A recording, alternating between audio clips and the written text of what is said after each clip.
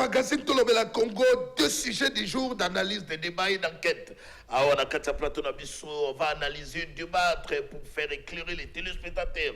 Au Badali branché, on a fait 6 provinces. Il y a la République démocratique du Congo, comme toujours pour la magazine le plus suivi. Voilà, tout d'abord les canaux numériques, à télévision, nous sommes en direct. Merci à l'équipe technique, merci à mon boss qui va chez toi.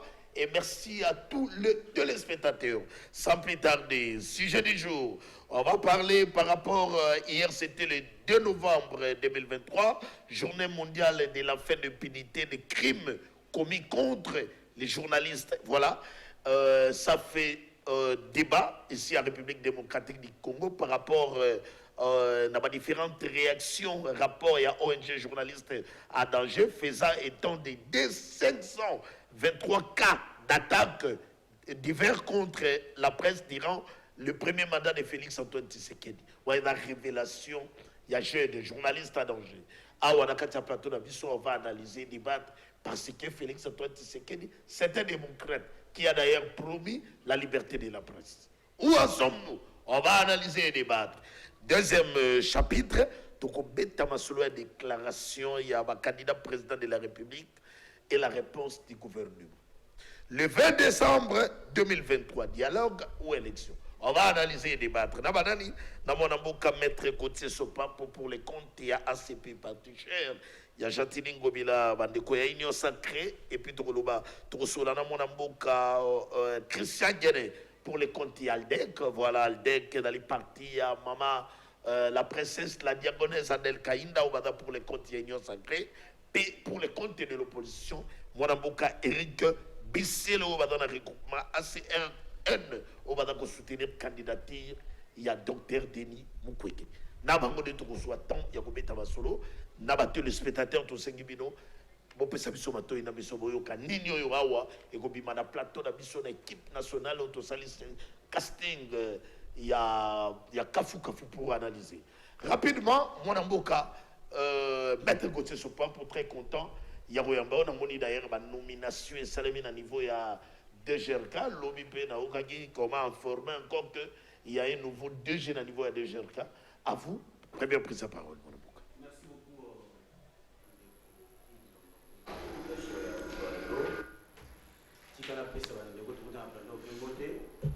Napesi ba téléspectateurs nyonso ya grande émission tout le Congo Mbote. Napesi notre unique et seul candidat numéro 20, son excellence monsieur le président de la République, Fachi Béton. Il faut éviter ces non, c'est la campagne. Non, Napesi Mbote parce que nous avons la parole, nous avons la parole. Nous avons la chance aujourd'hui d'avoir un chef d'État qui a l'amour de son peuple, qui a l'amour de son pays. J'espère que le débat sera républicain. Mais allez-y rapidement. Nangana mona pe que cardinal Yambongo catholique ba église union sur des réveils ba sanga ba merci la cour constitutionnelle. Parce que la cour constitutionnelle bato ba critiquer cour constitutionnelle que cour constitutionnelle c'est une cour qui a président Félix cour moko qui n'est pas neutre mais le tout moni cour constitutionnelle a validé tous les candidats, président de la République. Aujourd'hui, la question de l'inclusivité en matière électorale est dans le débat. Très bien. Donc, est-ce que l'élection est inclusive? Est-ce que l'élection est apaisée? Non, pour le moment, nous devons dire que la question de l'inclusivité n'a plus sa raison d'être parce qu'il y a 25 candidats président de la République. Depuis que l'histoire des Banda, c'est les premières élections où il y a ma candidature et belé c'est de 2023.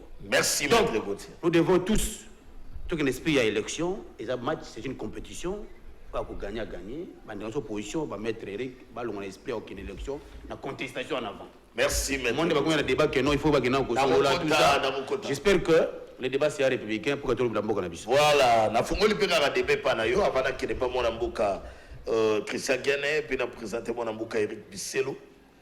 Rapport il y a ONG journaliste à danger.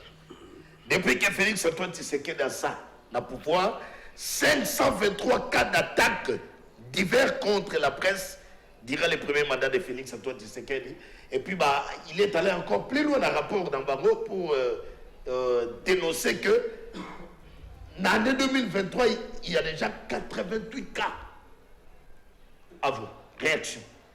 Dans un pays où tout le monde sa démocratie au pouvoir, mais tant que tout un rapport à vous, réaction est-ce qu'il y a la liberté de la presse sous Fachi? Dans aucun rapport, il y a le gouvernement il y a quand même les avancées par rapport à hier, comparativement à Kabila. Dans Félix Antoine Tshisekedi, est-ce que il y a la liberté de la presse sous Fachi? À vous d'analyser. Merci beaucoup, Ndeko Yves Lomba. Mon rôle de journaliste est de récolter des informations, à traiter en gros et puis à tirer à la presse publique. Voilà. Ce sont les 3 principes qui caractérisent le domaine du journalisme. Mais lorsque ONG, comment il s'appelle ONG? Journaliste en danger. Journaliste en danger, alors qu'il y a 523 cas, ce que je suppose que depuis 2018-19, jusqu'à aujourd'hui, il y a 523 cas, il y a battente, il y a droit de l'homme, il y a droit à la liberté de la presse. Voilà. Mais je dis que nous sommes en train d'avancer quand même pour promouvoir la liberté de la presse. Si nous prenons l'hypothèse de l'année passée, où Kabila gérait pendant 18 ans, on peut parler de 1 million de cas. Et puis, sur ça, même le contexte où il y a interpellé les journalistes, au direct, je suis d'accord avec eux, le contexte, c'est moi avec des faits partants à l'appui. Nous ne pouvons pas aujourd'hui, malgré la liberté de la presse, tout le principe de la liberté de la presse, tout le monde la libertinage de la presse. Parce que la liberté de presse veut dire que ce que vous allez diffuser, ce que vous allez commenter, ce que vous allez traiter, doit respecter également les normes de la presse. Je prends un cas patent, journaliste Boujakira. Je n'ai aucun problème avec lui. Quelqu'un dont les enquêtes sont en cours dans le service de renseignement, n'a pouvoir diffuser l'information contre la presse publique, mais il prend des choses où il y a une enquête de silité. Un journaliste parle lorsqu'il va interpeller dans l'État congolais. Journaliste danger, non, il y a cas de violation. La liberté de presse. Moi, j'ai dit non. Les cas, les contextes, ils doivent se différencier parce que les interpeller un journaliste n'a pas fait aux alliés patent et vrai. Pour moi, de 2018 jusqu'à 2023, il y a les avancées. Il y a des avancées très très significatives.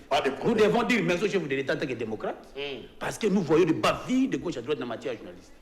Maintenant, journaliste, comme nous sommes avec vous, nous devons voir ce que nous devons diffuser à la presse pays parce que la liberté de presse n'est pas dit le libertinage de presse. Merci Gauthier Sopapo. Action réaction. Qui rapidement pas de opposition. Moi Nambuka, maître Eric Bisselo de opposition. On l'a dit mais le bien on a tout nié par rapport à rapport, il y a GED. On l'a dit réaction na kepe pas na yo. Aux utans il y a biscuit et puis on continue rapidement l'action réaction. Quand on a début émission surtout Makamboyo à ce qui concerne la tête dans Makamboyo et à la liberté de la presse. À vous. Merci Ndeko Yves pour l'invitation. On a pu Bandeko en effet tous Bandeko va constituer un Katambo Kamoko. Mbote, on a pu Bagnos Bazaï Rolanda Bisso à travers vos chaînes. Mbote. Permettez-moi d'abord ma biscuit dans les alliés. On est Elomboyo. Bisso. Et lui, tout ça, l'adresse code. C'est-à-dire que tout le monde qui biso kosala lembomo kolakisaki tout ça na réparateur ya ba nation. Et que chacun à son niveau a phase na mayele ya kolinga kobongisa mboka. Mutu pe à niveau nyonso ça na capacité à obongisa mboka. Donc c'est un message. C'est un message très fort. Oh ça va blouze même net ba blouze médecin balataka. On remarque que médecin ça la musala ya makila maza mutu elamba pembe. Que de l'honneur, même des Gauthier à la tiens, aux avocats. Merci, nous avons rejoint le combat Nabusso, il y a réparation de la nation. Donc, il y a solo que nous qui moi pas si pour des Gauthier à avocats. Quand le journaliste en danger à Zoloba, au moins 523 cas d'attaques diverses contre la presse, dont 160 arrestations, plus de 130 cas de menaces ou violences physiques, 123 cas de médias attaqués, fermés ou d'émissions interdites. Ça s'appelle la censure. Avocat Zoloba, non, il faut que journaliste avant ça, la moussala nae, à ça la boué. Mon cher, on vous dit, c'est ça qui légitime la violence dans un état de droit? Rien de cela. En plus, il faut ajouter les morts de 5 journalistes durant cette période. Tokanisa qui est démocrate na 5 journalistes. 5 journalistes. Durant le mandat de Fachi. Durant le mandat de Fachi. Tokanisa qui est démocrate. Alakaki, il y a des journalistes en agent lobby, mais Alakaki Bisso, l'amélioration à condition de vie à journalistes.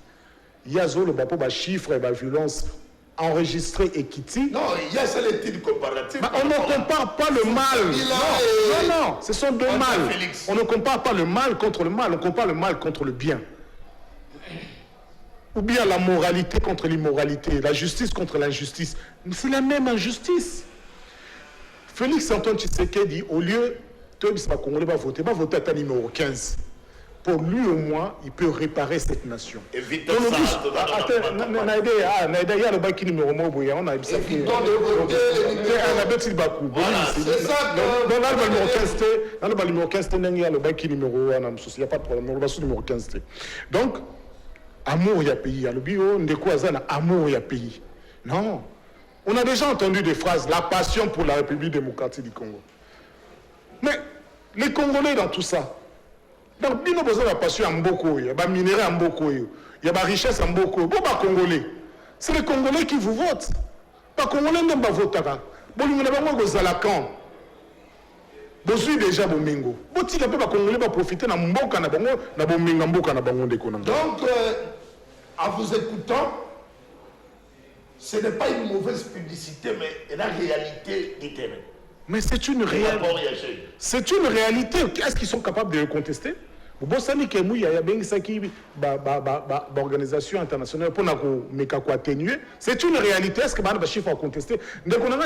Félix Antoine Tshisekedi a décevoir tout le monde. Même les journalistes, même Zambie.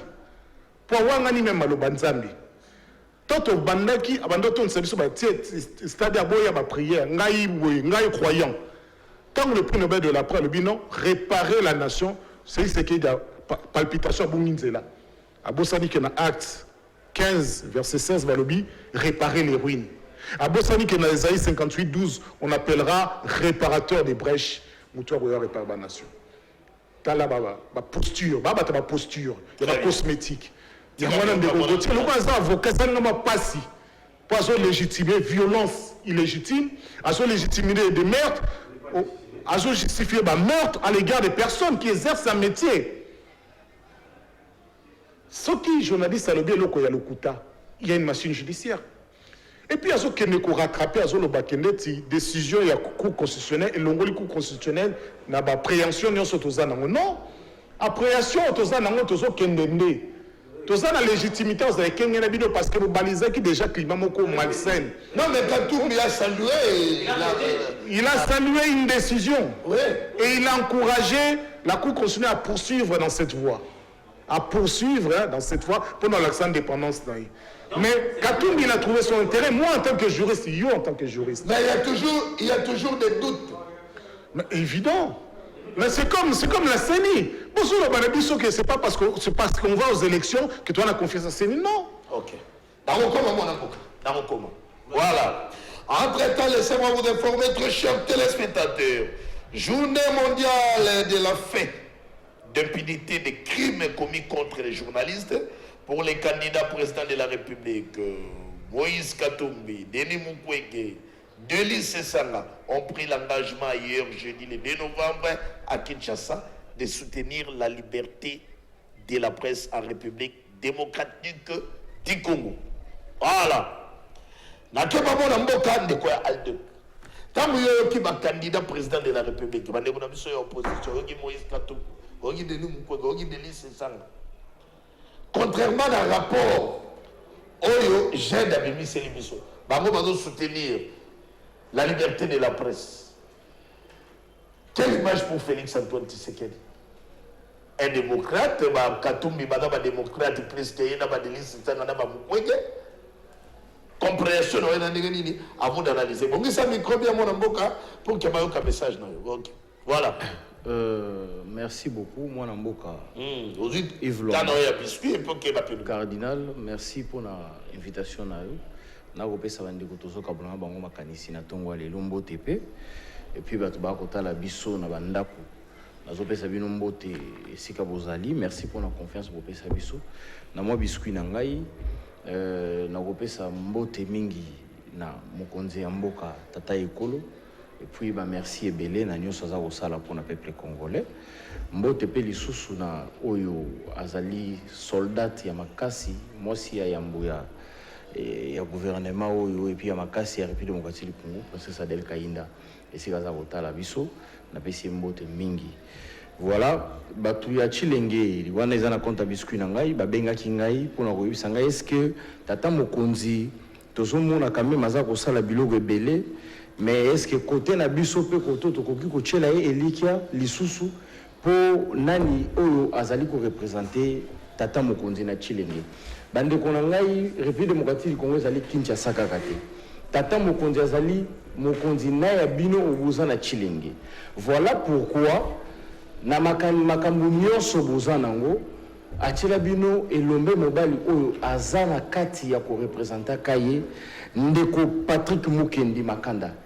Donc wana zali représentant ya tata mokonzi na Chilenge beaucoup ko sala confiance et puis boye baké ba doléance na bino ekomaki pa tata mokonzi na nzela na ko rejoindre Noki mutuna na yo omoni ndeko Yves na ozo comprendre que biso na Congo tobusa na kamagambo Noki na mboko tozali lelo yo soki na zoza la direct sans pourtant na kende na na tergiverser pamba lelo yo soki ba journaliste ba pandi sango o bino bozali bino moko boyoki o ndeko wana publier et puis bon monique non azali na ezali ONG de publier ezali motote ONG non ONG est dirigé par quelqu'un non bato motote bato ok ponte o bato wana ba publier voilà makambo bandeko na biso wana ba publier pour na kolobake na tango ya Félix Tshisekedi. Donc, on a lingala ba journaliste banyoko mingi, bazako nyoko mingi en quelque sorte. Pour maman ou na marché de liberté à comprendre loko balingi baloba. Voilà. Na tango ya Félix Tshisekedi ezali na 523 cas ba journaliste na 5 ans oyo anyoko li en quelque sorte. Mendeko. Ndeko. Na banzi ke allez-y. Mais de quoi vous avez Satan allez-y, moi la boca, na moni le roi, katani. Non, non, katani. Au séché. Non, na séché de natiki ba na tana nga bazo intervenir. Vous avez ma protection. Alors voilà, na banti ke bandeko bako busa na mingi. To vanda awa na ta 18 ans au utikoleka. To yebi comment les journalistes ont été maltraités. Ndeni ba bandeko nguluta ba journalistes na makada. Ndekonanga Peter Tiani akotalanga ayebi comment il a souffert en prison. Sans pourtant attendre battre belé. Est-ce qu'on peut le non, eza makambo ya mal par le malte. Ezali ngai po nanga d'ailleurs, je suis très content que ONG wana bandeko wana ba publier bongo. C'est une façon aussi de montrer à bandeko na biso que bango na tana bango basala encore plus pur que le lelo bako condamné parce que ça, c'est des volets politiques. N'a pas volé, il y a des journalistes. Parce que Félix Tshisekedi est très tolérant avec des journalistes, selon moi. Aza très tolérant. On dit que les journalistes, à les total, on a Internet. Il y a des journalistes qui insultent Félix Tshisekedi, Boutou Moui. Voire même ses parents. Mais un journaliste a interpellé la parquet qui est à Zongi Bakangiete. Nathan Félix Tshisekedi. Mais Nathan Kabila Zalaga Bongote. Nathan na bango ezalaka ba interpeller journaliste yoko ba interpeller te bato bakangi ba myomba mo na prison bani ko sambela ba bani ko samba ba prison mais aussi ceux qui na zone na côté ba journaliste bino bande ko na biso ba panzi sango boye bakape que makambo mususu okoki ko loba yango te parce que en dehors ya kozala politique président de la République tout ça c'est un humain. Azana ba famille ataya sali le côté mais ça mutu musu ko pima volontaire ya ko porter plainte pour naba propos au qui pour s'il vous plaît, mon avocat. Les chefs de l'État avaient promis, attention. Non, s'il vous plaît, chef de l'État, Salim Moutou. Mais ça va y mettre Gauthier. Voilà, il faut comprendre. Ça va y mettre Gauthier, peut-être mettre Gauthier. Très chers téléspectateurs, nous avançons. Gauthier, je crois. Vous vous êtes réjouis que 523 cas, et ça, nombre est allé un peu réduit par rapport à Kabila, donc vous vous réjouissez par rapport à chiffres, ou bien, je ne sais pas. Merci beaucoup, Ndeko Yves Lwamba. Nazo répondre à Moutuna Nayo. Voilà, allez-y. Je parle en face de mon co-débatteur Météric, qui de reste aujourd'hui, on le trouve dans le parti politique. Il y a Ndeko Mukwege, qui n'a aucun ancrage politique, Mukwege. Aucun parcours politique. Mais lui, il prend le courage d'aller soutenir un tel monsieur. Statistique de Bomabine. Non, attendez, je viens. Lui, il prend le courage, lui, pour aller soutenir quelqu'un. Je viens. S'il vous plaît. Il vous dit ceci, qu'on ne peut pas comparer les mal par les mal. On n'a pas dit ça. Dans une étude comparative de ce qui était à l'époque, comment on maltraitait, comment on traitait les journalistes. Moi, j'ai vu aujourd'hui, sous Félix Tshisekedi, Peter Tchani, je cite son nom, interpellé à la police, parce que le dossier de l'enquête de la mort de Chéribé Okendi, on l'a auditionné et il est rentré à la maison calmement. Mais à l'époque, voilà où nous réfléchissons. Et à l'époque, c'est qui question c'est-à-dire qu'il y a traitement aucun baloko en air. Nous ne pouvons pas prendre ne fût que les efforts, tant soit paix, un nouveau régime en place. Et ce qui est grave, un intellectuel ne vient pas devant la télévision, vous brandir les habits. Et lui-même, les habits là ne font pas les moines. Il vous dit non, non, la chemise blanche, la couleur blanche existait depuis quand là. C'est pas parce que Mukwege qui n'a aucune vision politique, ni langage diplomatique, ni un parcours politique, qui va venir nous dire, bon, attraper un peu, mais non. Mais entre moi et Mukwege, je vais battre Mukwege l'élection. Moi, avec Mukwege en face, je vais battre Mukwege. Ah, l'évitons des c'est pour dire que le Mukwege a fait un très mauvais choix pour choisir Mukwege. Deuxième chose, là, toujours à la télévision, il faut. Jeune journaliste en danger devait nous dire 1, 2, 3, 4, 523 cas ont identifié Biso. Tout identifié sont réels, mais faites attention. Les zones du jeu sont maintenant trop manipulées. Les zones du jeu sont très manipulées. Est-ce qu'on devrait y vivre? Les 523 cas évoqués par le journaliste en danger, c'est ça vrai? Lui-même a vu 5 journalistes, Bakoufi. Là, on a parole. Attends, Moko, mi baleti la 5e bateau, il y a eu Bakoufi dans le moment, on a parlé de 2023 par journaliste. Les athées. Mais c'est tout le temps à l'époque. Tout le temps à l'époque. Où on prend quelqu'un de chèvre comme ça, on l'achève à la place publique. Allez. Est-ce qu'on peut comparer ce régime ici de finances? Un régime de démocrate, un régime de tolérance, un régime méthodique qui vient critiquer le chef de l'État comme il le fait, il rentre à la maison calmement. Vous devez dire dans le chef de l'État parce qu'il a instauré l'état de droit, parce qu'il a valorisé la liberté. Question directe. Et ne confondez pas la liberté. Raison, poursuite contre Nestor qui parle à moto. Ndekonanga Yves, il y a d'autres questions, moi je ne peux pas répondre. Mais comment? Lorsque la justice... Vous venez de parler du chef. Non, mais là nous avons vu les procès. On a vu les procès à la place publique. On a vu on a condamné les gens. C'est ça non? On a vu un témoin à la place publique, Zaki Boy. Le Ndekonanga qui parle à moto, dans un comparatif, la justice est ça Moussa Nango parce que les instructions sont secrètes. On attend la place publique, les babouba tia procès de quoi on les interpellé. Mais il y en a cette intervention nanga.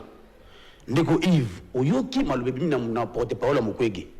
Alobi, ce n'est pas parce que il m'a ponami, n'est pas plus assez de confiance. C'est-à-dire, Bandeko Nanga va mettre Eric Bazet à préparer la contestation avant ma ponami. C'est-à-dire que nous devons être sérieux. S'il vous plaît, maître Gauthier, voilà. Nestor qui parle à moto. Dans tweet, il y a Kabange Numbi, j'ai rendu visite au prisonnier politique Nestor qui parle à moto à la prison de Makala pour avoir du même moral et personne ne peut pas nous intimider. Selon la justice, on accuse des offenses au chef de l'État et tentative de rébellion. Est-ce que Kabange Numbi, c'est une partie au procès? Est-ce que Kabange Numbi a été appelé comme témoin ou renseignant dans ces dossiers? J'espère qu'il a intervenu comme politique. Ce sont ces vieux parents de Kabange Numbi qui ont créé les désordres au sommet de l'État. Il n'est pas un modèle. Kabange là. C'est lui qui fait le ministre des Antennes à l'époque. Voilà. Ouais, c'est quelqu'un pareil. Donc selon vous? C'est un tweet d'abord avec beaucoup de mensonges, un tweet avec beaucoup de manipulations, un tweet c'est pour alerter l'opinion. Mais nous sommes ensemble avec notre ami qui est par la mode. Les dossiers, on a appris qu'il y a déjà transféré à la prison. Les prisons alliées, il y a Mamutu. Et je pense que lorsque soit Azali coupable ou non coupable, il sera libéré. Merci. Mais ici, nous devons préciser que le régime de Félix Antoine Tshilombo, c'était un régime de démocrate. Allez, c'est qui est différent du régime passé. Maître Eric Bisselo, Maître Eric, on a dit mon amboka Gautier. Pour la bango, en fait, madame se réjouir par rapport à résultat, résultat, et donc quand même un peu réduit par rapport à nombre, contrairement à Kabila, nombre d'arrêts, chiffre d'arrêts élevé. Qu'en pensez-vous? Est-ce qu'on peut se réjouir dans l'état de droit, dans la liberté de la presse, par nombre quand même, on dit que Kabila, vous m'avez pour par exemple, pour la bouche d'Agara, 500 cas. Mais attends, Kabila, il a 1 million de cas. Est-ce qu'on peut se réjouir par rapport à ma chiffre?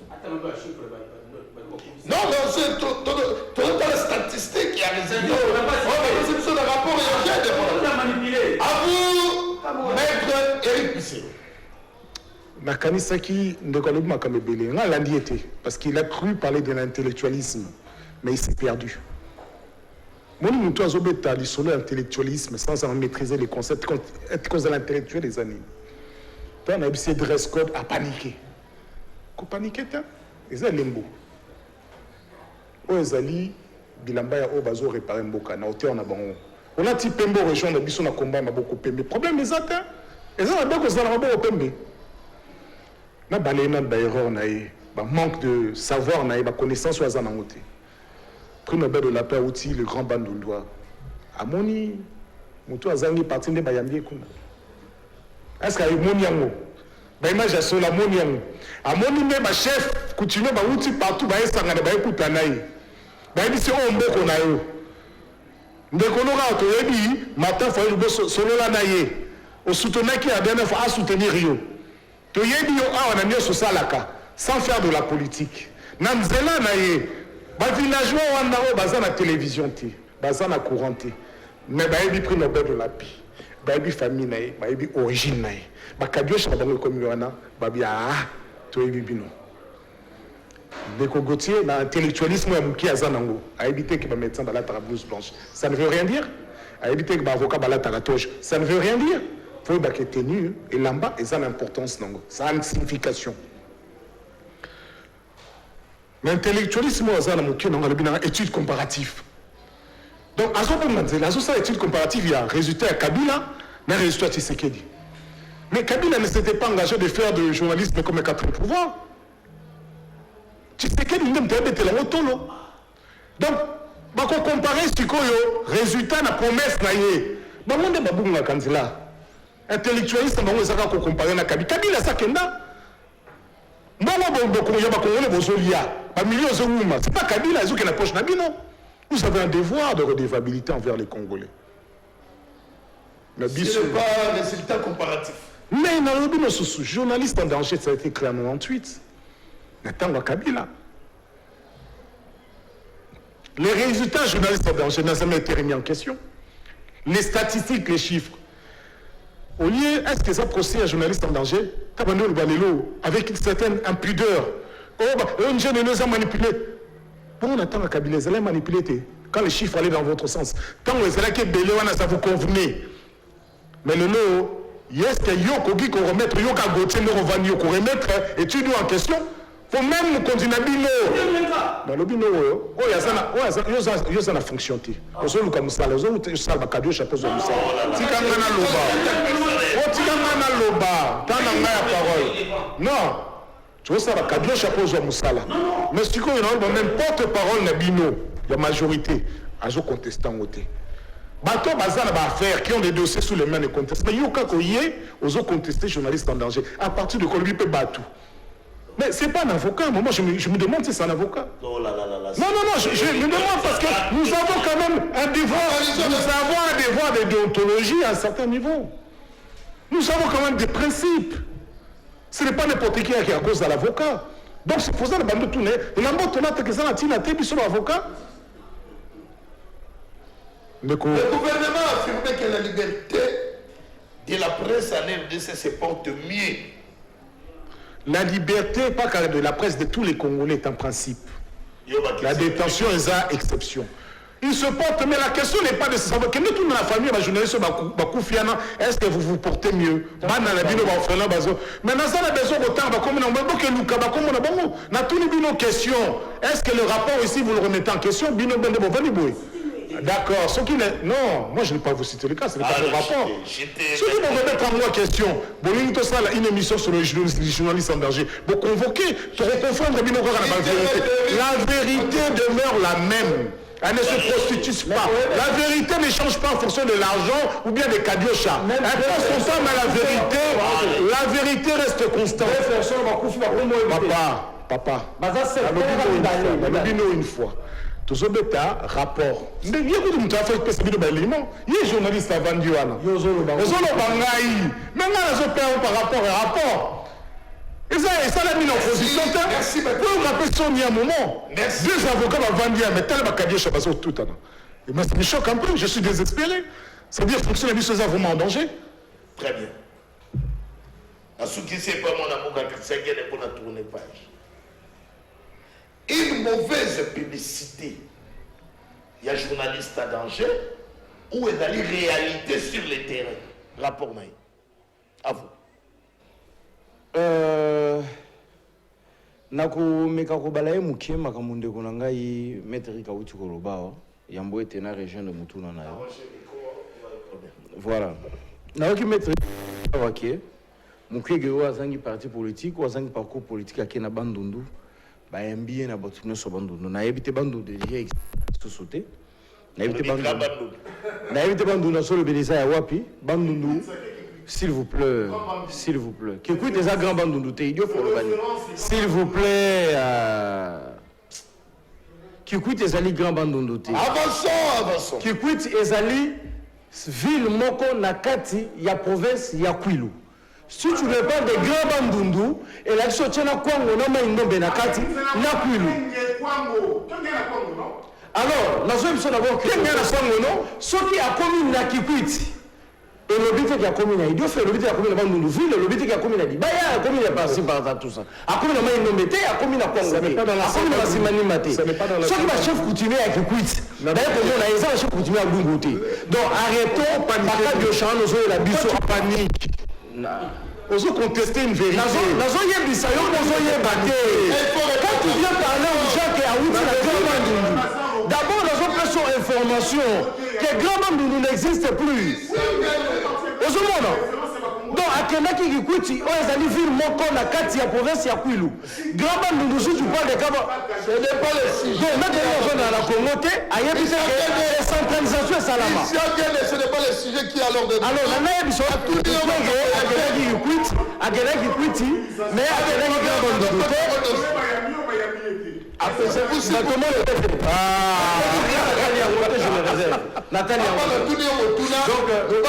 Est-ce que le rapport Wana ils allaient mauvaise publicité dans le Kouta ils allaient vraiment résultat sur le terrain de la palpé ngai nazo bisao vérité ndeko na ngai ba rapport bazo sala ONG wana esali ezali ba rapport moko ya incitation à la haine ezali bato moko bazo linga président de la République. Pour quel intérêt?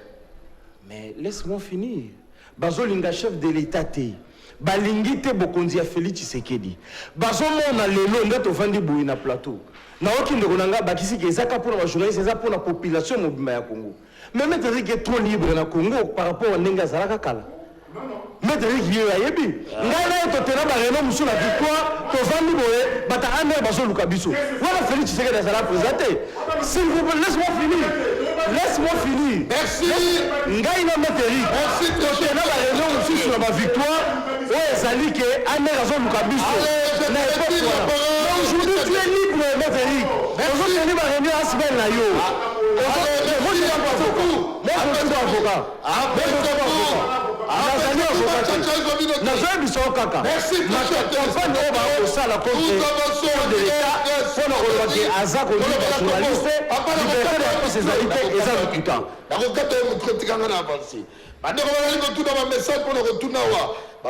la liberté d'expression parce que tout le monde a la liberté de la presse. Mais entre-temps, la liberté d'expression. Entre-temps, tout maître Gauthier, Salomon Kalonda, Tosuki Wapina Makamulae, tout maître Gauthier, Mike Moukebaï, Tosuki Wapina Makamulae, Nestor Kipalamoto, Stani Bouchakera, Makamoué Kokende. Ça mauvais. Alors, en attendant, comme nous gagnons déjà les temps, moi, Mouka Gauthier, sous Papa Rozomaloba, Tikatokota rapidement dans le deuxième chapitre. Deuxième chapitre de ce magazine Touloubela Congo, déclaration des candidats présidents de la République et la réponse du gouvernement. Dans ma cambo, il y a une déclaration de Bango, il y a une inquiétude de Bango à ce qui concerne l'avancement du processus électoral et surtout, il y a une solution, il faut aller dans les cadres de concertation pour éviter une élection chaotique. Moïse Katumbi, Denis Mukwege, Martin Fayoulou, Délice Sanga, Sete Kikuni, Bangonio Sobasangana qui n'a Marie-José Ifoku. Qui occupe le gouvernement. Première réaction à je pense que le débat des intellectuels fait que lorsqu'il a mis prend la parole, l'autre écrit. Ok, prenez ton temps. Moi, je suis en train d'écrire. Maître Eric, qui se peut être avocat avec son intellectualisme aussi limité, il est agité devant les plateaux. Donc, à se calmer, à commander sur mon habit. Première erreur de sa part. C'est que lorsque tu portes l'habit pareil, il ne faut pas caractériser l'habit en lati. Chaque habit a sa définition chez l'auteur. Ça, c'est une réflexion, Yamakasi. Chaque habit a sa valeur ou sa caractéristique chez l'auteur qui le porte. Donc, moi, Gauthier, on a dit non parce que nous avons défini en gros. Deuxième chose, alors qui se limite à votre candidat? Vous dites que non, à quel grave, à tout cas, nous avons grave nous. Ben c'est non, ah ouais, il faut soit c'est-à-dire, oh oui, j'ai noté. C'est-à-dire que Mukwege, comme je dis, il n'y a pas de crash politique, il n'y a pas de base. Il faut agir par procuration parce que Martin Fayoulou fait procuration pour agir à Glabandou. Côté la déclaration. S'il vous plaît. Troisième chose.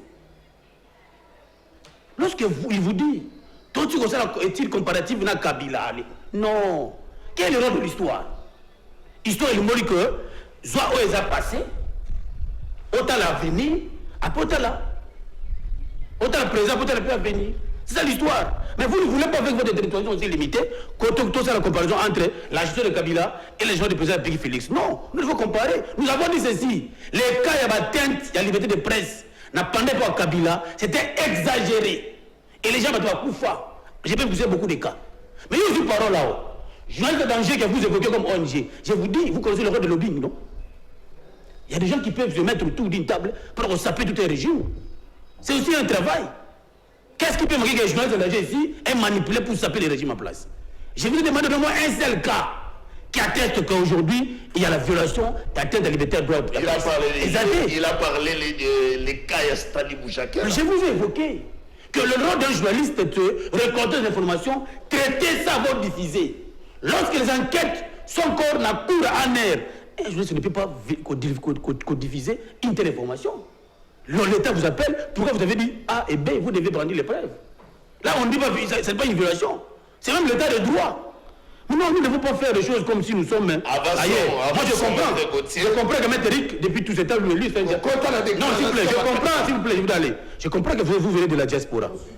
Vous venez de la diaspora, vous ne connaissez pas, vous ne connaissez pas. Je vais vous retirer. Il est de la diaspora, il ne connaît pas l'histoire politique de ces pays.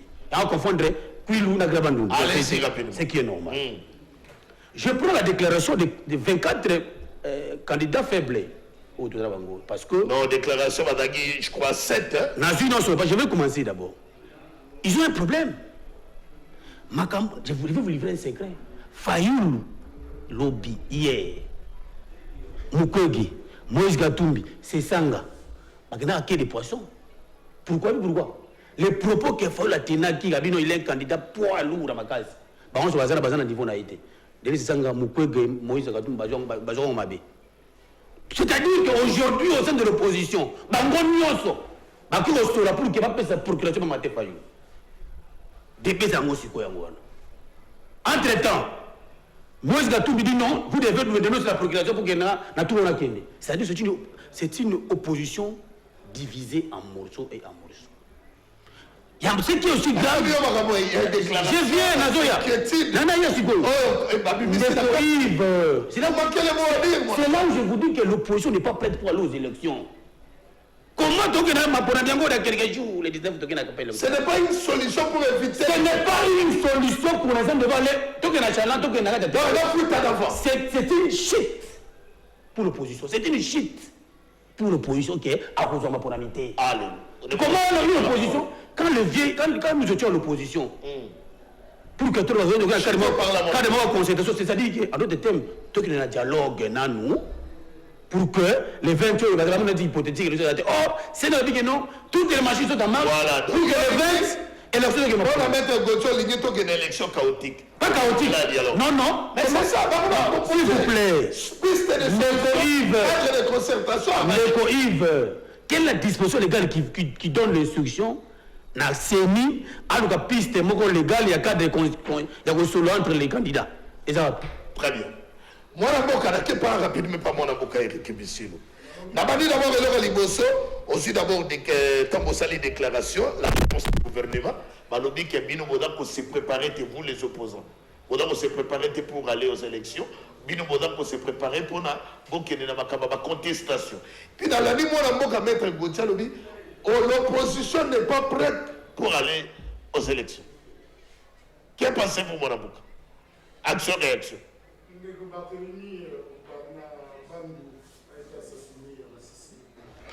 Héritier Mougaane, 26 ans, a été égorgé.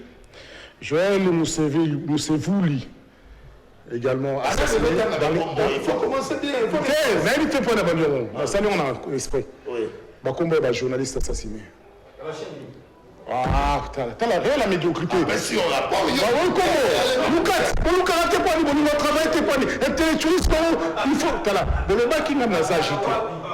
Le bac qui n'a pas poser la question.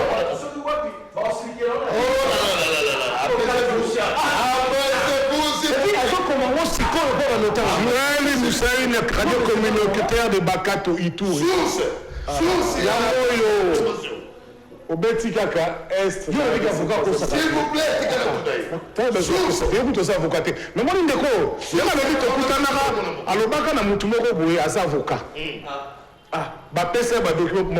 Dossier. Tout quand ça avocat. Mais moi, le avocat.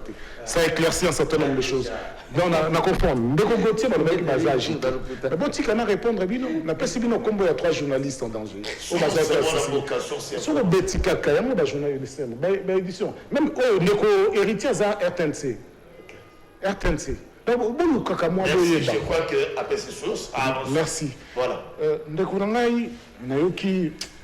Limite intellectualisme, il y a des gens déjà en Gauthier, mais tous continuer quand on a besoin de aux artistes Pembe, aux rejoindre le bateau à Pembe. Ils sont bêtés.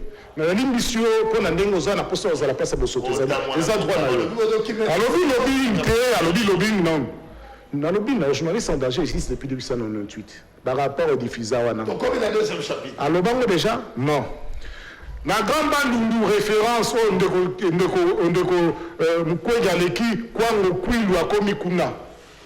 On a un avocat Kwilu, Ndeko Bangate, qui quitte ses abyssaux. Et Kouya dans des mois désordre. Le chef tant bayo yambe, ba outil province la grand Kwilu, na biso na yona peso grand bandundu. Quand on arrive à outil partout baye, la grande bandundu, zoa référence mutu les sala mom que font la mutu.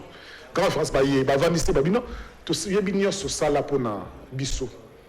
Ndeko Faye, est-ce que Koki Orlando a soutenir un soutenir Kaye? Mboko eza yo. Toza na simanani. Sola na mwana nandeko na yo. Akiti samutema. Bino lelo banyo betag, banyo betela mata fayu. Mata fayu. Eza na kata sujet mata fayu ba betele maboko parce que ba yebi ndenge ni mata fayu ezim gaz ya koya na élection. Mais tout le monde a besoin d'attention. Gouvernement de Konangaï, la qualité du gouvernement, c'est la République. Dans une démocratie, le gouvernement, c'est de la République. Ce n'est pas un gouvernement à majorité. La majorité, c'est au sein des chambres que ça se décline. Mais il n'y a aucun gouvernement. Au lieu de prendre en considération les desiderata, il y a une grande représentation de la population. C'est-à-dire un grand nombre de candidats de présidence nationale et sous-entend les députés derrière. Gouvernement, parce que ça, il y a union sucrée, union salité, il va désigner. Mais même contestation, c'est prévu par les textes de la loi. C'est prévu par la Constitution de la République. C'est prévu. Papa, ce n'est pas parce qu'on va aux élections, parce qu'ils ont des idérateurs dans Bango. C'est parce que nous avons ce qu'on appelle la Constitution de la République. Où est-ce que c'est une obligation d'organiser l'élection? Où est-ce que c'est à chaque citoyen congolais le devoir de choisir ses représentants? C'est ça l'acte politique. Quand tu es un cadre d'électeur, tu es déjà un politicien parce que tu poses des actes politiques. Il y a où les citoyens vont aller voter. C'est pour ça qu'on ne peut pas les décevoir. On ne peut pas les abandonner entre les mains des apprentis dictateurs. Ça ne se fait pas. Non. Donc, ils ont une oui, nous on a pris la chance. Moi j'assume, on a une chance au Kétan. Mais là, vous avez réponse au gouvernement. Vous assumez? Papa, il y a une élection. Papa, ils sont au lobby. On a une chose. On a une chose qu'une élection, ce n'est pas parce que Bango va préparer tricherie. Il y a toi, il les alliés. Au moins, il était connivant, c'est un gouvernement. Le gouvernement, pourtant, n'a même pas le contrôle de la CENI. Mais le gouvernement prête flanc droit à la CENI. Parce que c'est un avocat de CENI, ils dépendent de la mais peut-être on peut s'étendre à répondre. Le gouvernement se prend le temps de rétorquer à autant de candidats présidents de la République. Dans quel pays nous sommes? Comment nous fonctionnons? Oui, nous savons qu'il y a la tricherie, des bandes de jusqu'aujourd'hui. Mais quand les électeurs s'effacent, les batouana ont duplicateur, des fichiers. Est-ce que ici, là, dans les environs ici, tous les Congolais ont été enrôlés juste à la sortie de Kinshasa? Non, mais si les Congolais ont été enrôlés? Non, il y a des éléments, il y a des éléments, il y a des éléments. Tonzo le BPK va représenter l'opposition à Katsaseni. C'est un débat qui avait commencé. L'opposition n'a jamais dit qu'il a accepté la position de votre majorité parce que Seni est libétique à la Bongo. Nous avons entendu, mais nous ne vous suivons pas, nous n'acceptons pas, nous continuons parce que la République appartient à tous les Congolais. La République appartient à tous les Congolais. Et à tel moment, vous avez un tour à Stani, vous avez que vous allez changer les normes, vous allez changer les règles. Vous avez la Kimia. La défaite est déjà programmée. Pour le 8. Congolais, ça s'en a Kibinoka. Merci, Mouanamoka. Donc, bref, ce qu'on peut retenir, et ça c'est composition pour nous qui m'a élection. Papa. Imagine le prix Nobel de la paix a derrière plus de 350 candidats à députation nationale. Tout Kima. Tout faut-il pas faire, non? Même Faïou,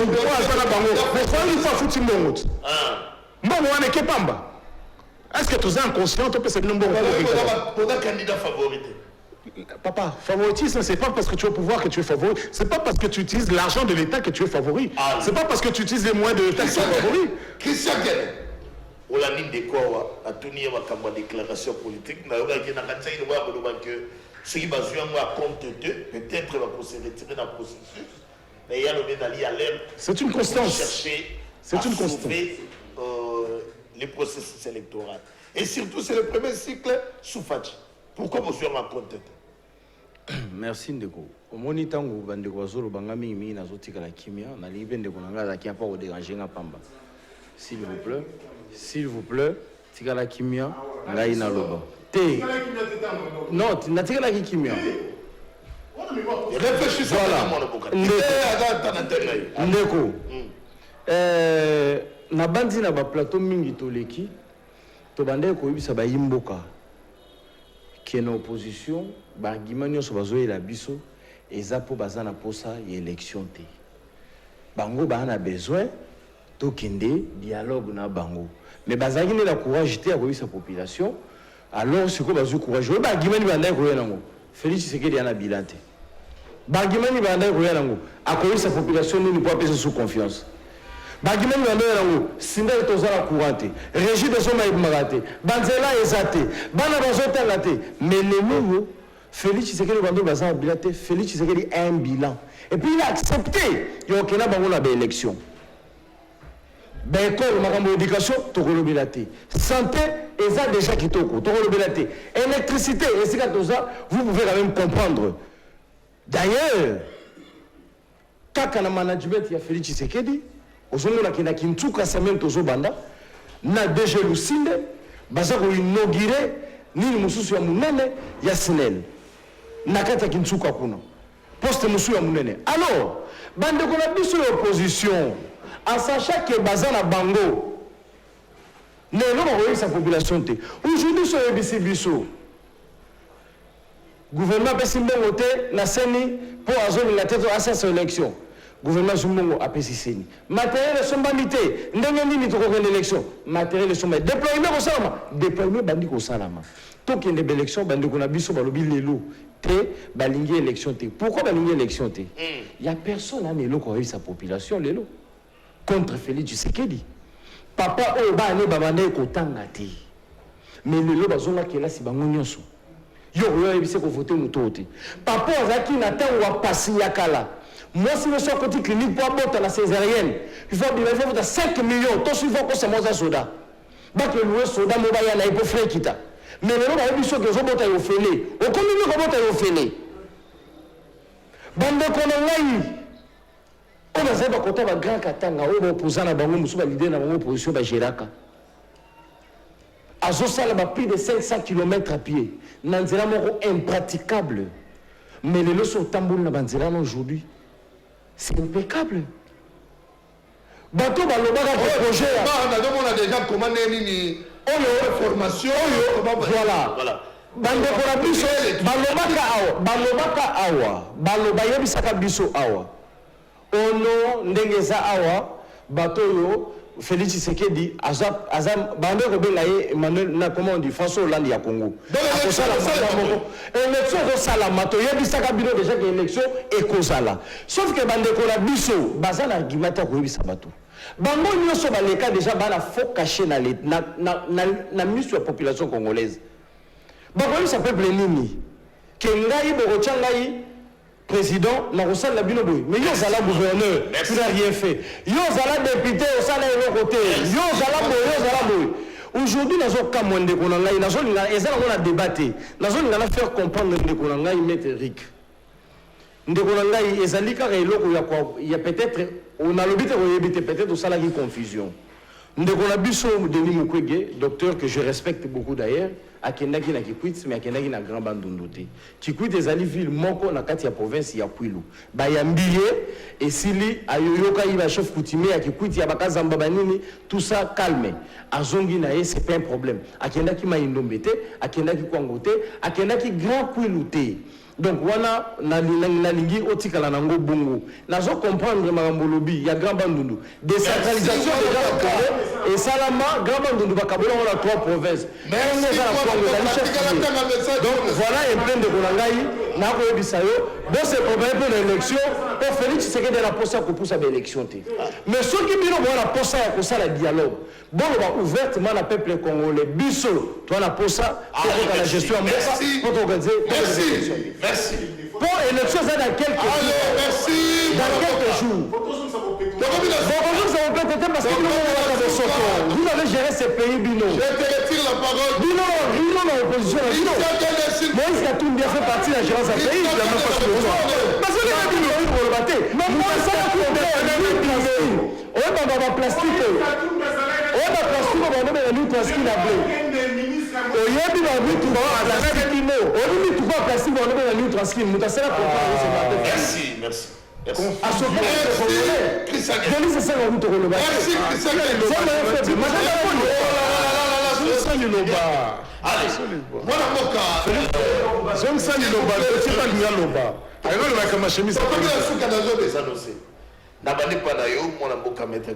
je suis très content. Téléspectateur 2023, le 20 décembre. Cadre de concertation, dialogue ou élection? Non, mais ce qui Yves, au monde le sait pas, c'est parce que Maintenant, pour ça, les chiffres n'ont pas un bilan. Et pour que tout présenter bilan, nous devons aller dans une bataille, tout présenter le peuple que non. Dans 5 ans, il faut les sommet de l'État. À ce moment, il faut renouveler confiance pour qu'il y ait un deuxième mandat. Bango, il y a retour, il y a un programme de Bango. Total, Yango, pour bataille. Mais comment ça fait que Ndekonangaï m'intéresse, avec son esprit aussi limité? Il dit non, allez aux élections pour préparer la tricherie. C'est-à-dire que tout le monde qui est ici. Tout qui m'a pris la tête au Kende. Moi, je Félix, avec les programmes qu'il a, avec l'ambition, il faut qu'il y ait encore 5 ans à Salah et Soussala. Parce que le peuple congolais a encore besoin de lui. Pour le Bango, il y a une distraction. Ce matin, j'ai pris le temps de lire les programmes. J'ai lu les programmes. Révolution. S'il vous plaît, c'est ça là. Ce matin. Qui dit reste, c'est la copie collée par Moukougi. Ah bon, il est bon. Allez, les mêmes programmes. Vous allez voir ça. Merci. Moi, l'amour. Depuis Moukougi va doter la primeur. Dans les questions, tu m'as éclairé les téléspectateurs malgré nous sommes à la fin. Bon, maintenant, au cas où, au les communications, déclaration Nabino, inquiétude Nabino, vous proposez un cadre de concertation, Bayon qui binoté. Comment barrer la route maintenant? Ndekonanga to kanisa ki ke to après Kabila to continue na ère ya démocratie. Ya mwana bandeko balobi non pour la démocratie to respecter ta mibeko. Il y avait un ndeko ba ponaki comment ko diriger Sénégal Londa. Ndeko président de la République abo économie. Ordonnance abo ko signer ordonnance. Abo ko signer ordonnance. Oh, vous allez quitter. Il y a même le PV.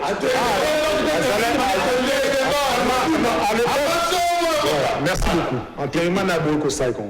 Même Bisso, Ndeko, il y a UDPS. Pas de problème, Toki. Tobi, tout a quand même Ndeko. Dans 4 séries, Ndeko, au moins 4 personnes doivent venir l'opposition. Donc, l'opposition va dire, bateau, même Toboy, tu discuter. Tout à l'heure, bateau, la Botami, maman va rejoindre. Ça n'a pas été fait clôturer. Avec qui nous sommes là?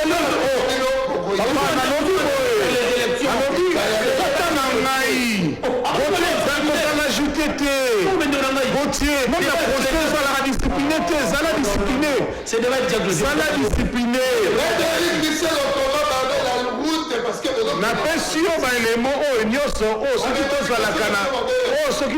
La démocratie, élection.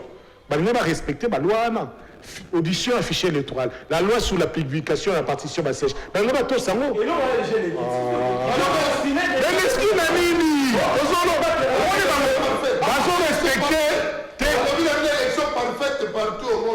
Il faut pas. Ah donc, nous devons pas salon pour nos violons. Pour les gens du Barbo, qu'on respecte le but, c'est normal. Tu sais qu'on n'est pas en démocratie. Alors, pas du tout que c'est une caution en démocratie. Comment barrer la route? La seule chose qui a barré la route, il y a un bandefo, il y a une nest, il y a. Comment on va tous se discipliner? On dit non, ils sont de l'autre vie, population n'aime te téléma. Population n'aime te cataléma. Oui, ce sont préparés population congolaise sans aller veiller. Bakoyi, Bakiso, Issoute, Oya Samzala, Oya Tourema, Oya Motoboma, Oya Mozofutate, Amouane Nyoso, Baroma François Mesate, Papa. Radio Shawana, Boteki Mboka, nous sommes à la fin, merci à l'équipe technique, merci à tous les téléspectateurs. Agité, ça l'a agité. Je vous laisse. Merci, bonne suite de programme sur Numérica.